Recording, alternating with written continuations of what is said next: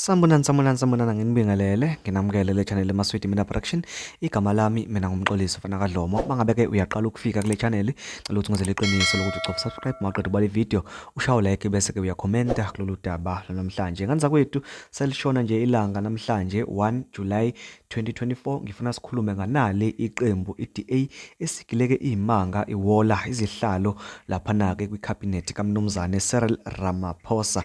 Mangabe nje uzobheka ominister ngqo ababatholile kuleli cabinet bayisithupha, bebekade ke nokho befune abawu8 ngenhlanhla ke kodwa bakwazi ukuthi ke bathole abayisithupha ngoba iqembu nje elihamba phambili ngominister abaningi kube la iANC bese kulandela lona ke leli leDA bese kuzoba ke inkatha yona ngicabanga ukuthi ithole nje izihlalo ezintathu zominister kwaphela, ngisho nakuma deputy minister abatholanga lutho, bathole nje 3 kuphela kuma ministers. Nakhona nje ngicabanga ukuthi indaba eziphathelene no public relations kuphinde futhi kuzoba ke ezobukhosi ezangamelwe ke uyena uMnumzane Hlabisa. iDA ke igile imanga ke iwola 12 wezihlalo ko-minister kanye kwicabinet lika Mnumzane Cyril Ramaphosa. Ominister nje abatholile bayisithupha kwi-agriculture, basic education, public works and infrastructure, kube home affairs, forestry, fisheries and the environment, kube communications and digital technologies. iDA nje leyo 6 yominister bese kuthi kuma deputy ministers nakhona afike yawola 6,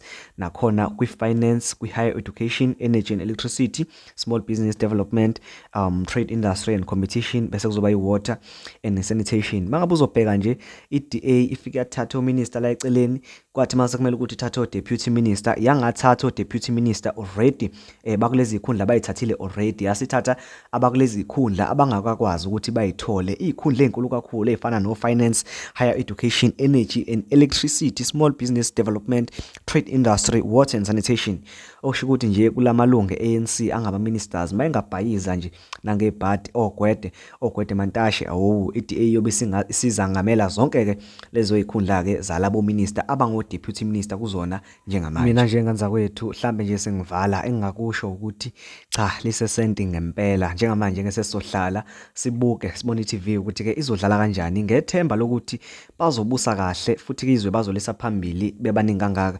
Angiboni ukuthi kusayofana nasekuqaleni. Ngiyacabanga ukuthi ke amathuba omsebenzi asizokuthi kwanda, izingane ezothola ithuba lokuthi ziye esikoleni, ifunding izoba khona, NSFAS, ama grants, ama pensions, wonke umuntu uzohlala endaweni yakhe emfanele. Ngethemba kulohulumeni ke esinaye njengamanje. Nganza kwethu sengiphuma nje ngizocela ukuthi ungazele iqiniso lokuthi ucofa subscribe, ushaye like bese ke uyakhomenta, siphinde futhi ke sidibane kwivideo elandelayo. Uze futhi ungakhohlwa ukucofa ke le nsimbi ebizwa ngokuthi ke i-notification bell ukuze ungeke usale uma ngabe sesifaka yona ke leyo video. Asidibane khona. Ngiyabonga.